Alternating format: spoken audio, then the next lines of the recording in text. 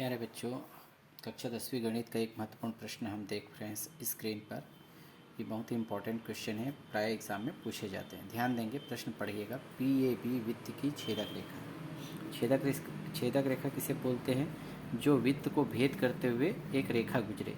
जैसे मान लेते हैं बाहर एक पॉइंट बना देते हैं और यहाँ से हम एक लाइन खींचे जो वृत्त को है ना भेद करते हुए आगे निकले, तो ये जो रेखा कहलाएगी आपका PAB वृत्त की छेदक रेखा।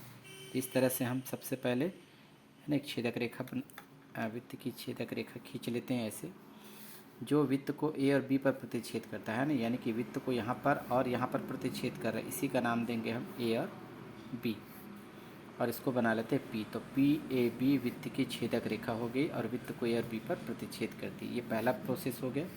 PT स्पर्श रेखाखंड है। स्पर्श रेखाखंड मतलब वृत्त पर स्पर्श रेखाखंड खींचना है, लेकिन कैसा? PT।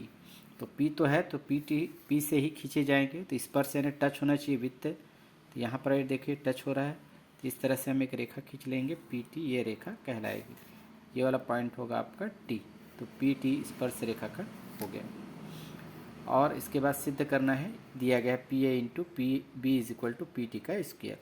ठीक है, तो सबसे पहले हमें लिखना होगा क्या दिया गया है। तो दिया गया है, ये पूरे लाइन को लिखना पड़ेगा।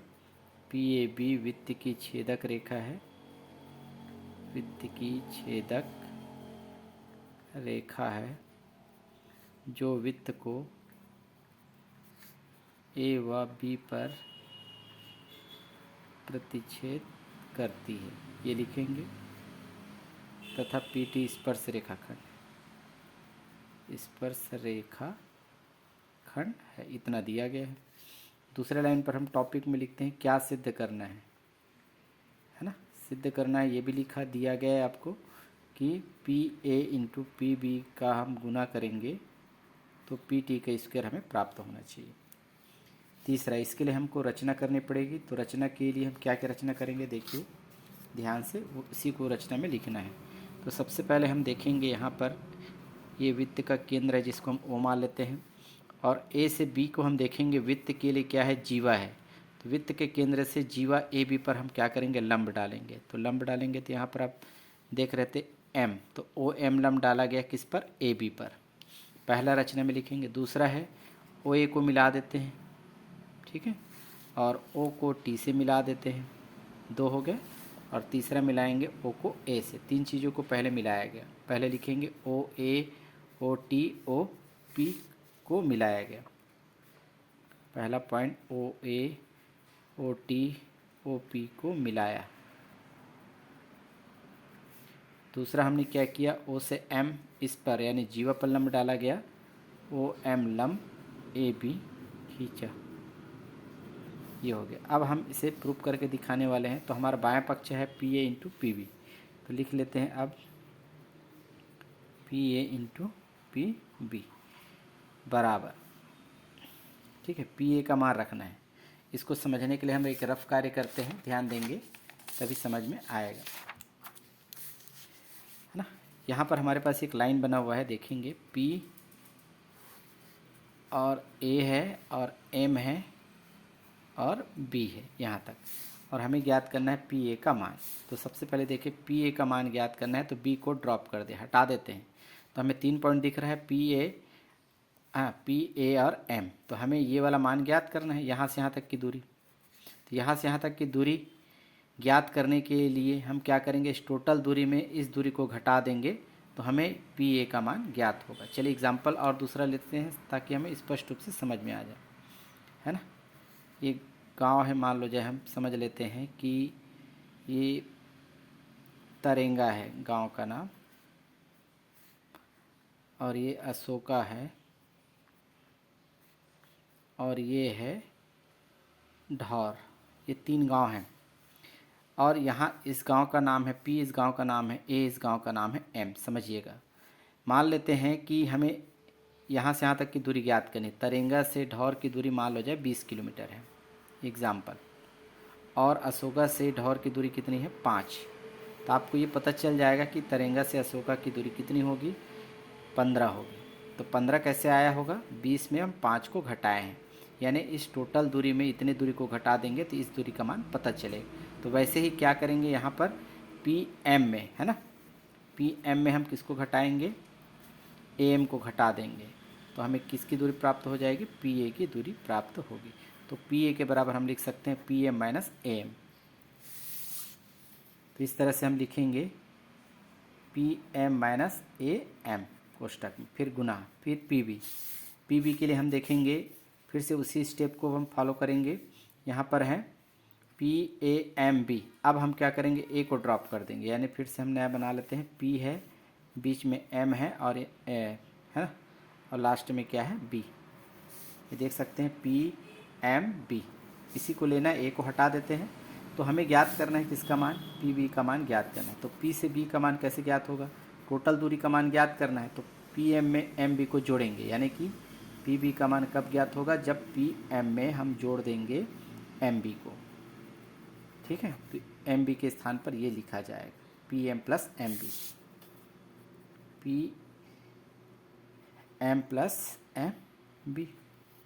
अब ध्यान देंगे यहाँ पर ए एम और एम बी यहाँ पर लिखा हुआ है ना। तो यहाँ पर आप ध्यान देंगे कि जब हम ओ से एम लंब डालते हैं, है ना, ऐसा वृत्त बना हुआ है, इस तरह से ए और बी है, और ओ से यदि हम एम लंब डालते हैं तो ए एम और एम बी की दूरी क्या होती है, बराबर होती है। हम पढ़ चुके हैं वृत्त के केंद्र से जीवा पर डाला गया लंब जीवा को दो भागों में बराबर बांटती है। तो ए एम किसके बराबर होगा, एम बी के।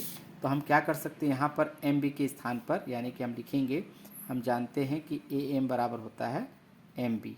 कहाँ से होता है ये, क्योंकि हम ओ एम लंब डालते हैं ए बी पर, तो ये दोनों भुजा क्या होती है, बराबर होती है। तो एम बी की जगह हम क्या लिख सकते हैं, ए एम लिख सकते हैं। तो चलिए प्रयोग करें, A P M minus A M into, यहाँ पर है पी एम प्लस, इसकी जगह लिख सकते हैं ए एम। अब ये देखिएगा, इसमें ए माइनस बी और ए प्लस बी दोनों एक जैसे ही हैं, P M A M A M. तो ये आपको एक फार्मूला दिख रहा है, ए माइनस बी और ए प्लस बी, इसके बराबर होता है ए स्क्वायर माइनस बी स्क्वायर। तो ए स्क्वायर मतलब इसको हम पी एम को ए माने हैं और ए एम को बी माने हैं, तो इसके अनुसार से क्या हो जाएगा, पी एम का स्क्वायर माइनस ए एम का स्क्वायर। तो यहाँ से आ गया। अब हमारे पास देखेंगे इसमें कितने चित्र बने हुए, 3 चित्र बने हुए हैं। देखेंगे ये पहला पार्ट एक समकोण त्रिभुज बनेगा ए एम ओ, और दूसरा समकोण त्रिभुज बनेगा पी एम ओ, यहाँ पर बनेगा 90 अंश का कोण पी एम ओ दूसरा, और तीसरा बनेगा यहाँ पर 90 अंश का कोण बनता है ना, पी टी ओ। तो 3 समकोण है, तो पहला पार्ट दूसरा पार्ट मान लें और ये तीसरा पार्ट। तो पहले पार्ट का अध्ययन करेंगे, ये वाला ए एम ओ, रफ कार्य कर लेते हैं। यहाँ पर साइड में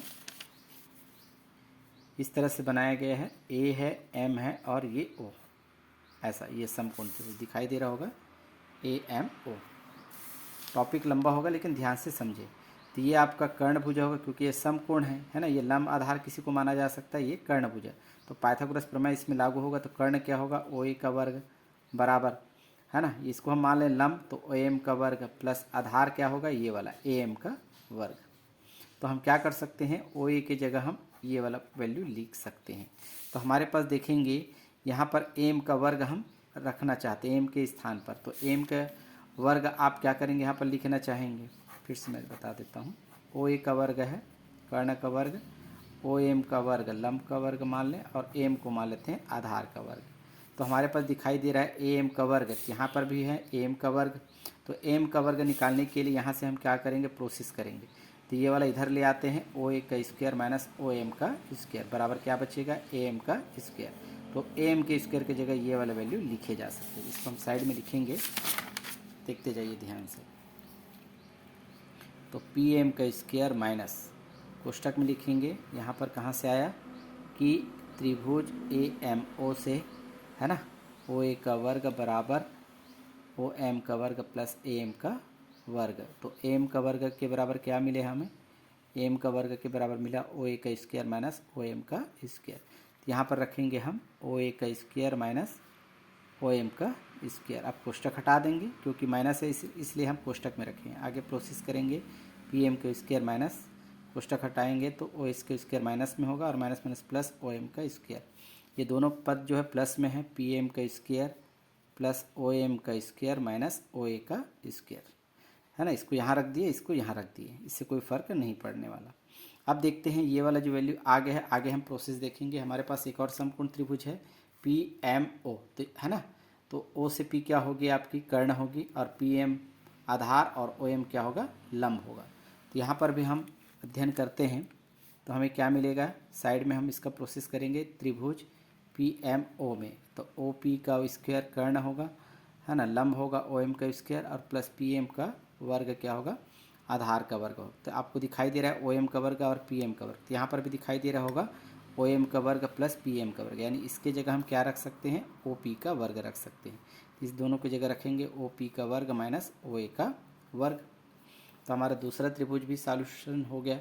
अब देखेंगे यहाँ पर ओ ए का वर्ग, देखेंगे ये वित्त है, और वित्त में ओ से ए क्या है वित्त की त्रिज्या है, और ओ टी भी क्या है वित्त की त्रिज्या है, यानी ओ से ए की दूरी जितनी होगी उतनी ही दूरी ओ टी की दूरी होगी, यानी कि हम ओ ए की जगह क्या लिख सकते हैं ओ टी लिख सकते हैं। यहाँ पर आप साइड में बताएंगे कि ओ ए बराबर है ओ टी, क्योंकि ये वित्त की क्या है त्रिज्या है। तो हम क्या करेंगे यहाँ पर ओ पी का स्क्वायर माइनस ओ ए के स्थान पर रखेंगे ओ टी, तो ओ टी का स्क्वायर। अगला है स्टेप है, यहाँ पर देखते हैं पी टी ओ, टी पर 90 अंश का कोण बनेगा, तो ओ पी क्या होगा आपका कर्ण होगा, ओ टी लंब होगा, और पी टी क्या होगा आधार। तो इसमें भी पाइथागोरस प्रमेय लागू होगा। यहाँ पर लिखेंगे त्रिभुज पी टी ओ में, तो पी टी ओ में क्या होगा कर्ण होगा ओ पी का स्क्वायर बराबर लंब क्या होगा ओ टी का वर्ग, और आधार होगा पी टी का वर्ग। तो यहाँ पर आप देख पा रहे हैं O P square minus O T square में दोनों में अंतर लाना है। तो यहाँ पर आप देखेंगे ओ पी स्क्वायर है, इसको हम इस तरफ लाएंगे तो इसी के जैसा दिखाई देगा, O P square minus O T का स्क्वायर बराबर पी टी का स्क्वायर। ये पद इसके है ना, इस ये वैल्यू दोनों एक जैसे दिखाई दे रहे थे, इसके स्थान पर क्या रख सकते हैं पी टी का स्क्वायर, तो यहाँ लिखेंगे पी टी का स्क्वायर, तो ये आ गया राइट हैंड साइड के बराबर। इस तरह से प्रोसेस करके इसको हल करना पड़ेगा। ध्यान देंगे, बारीकी से इसे समझने का प्रयास करेंगे।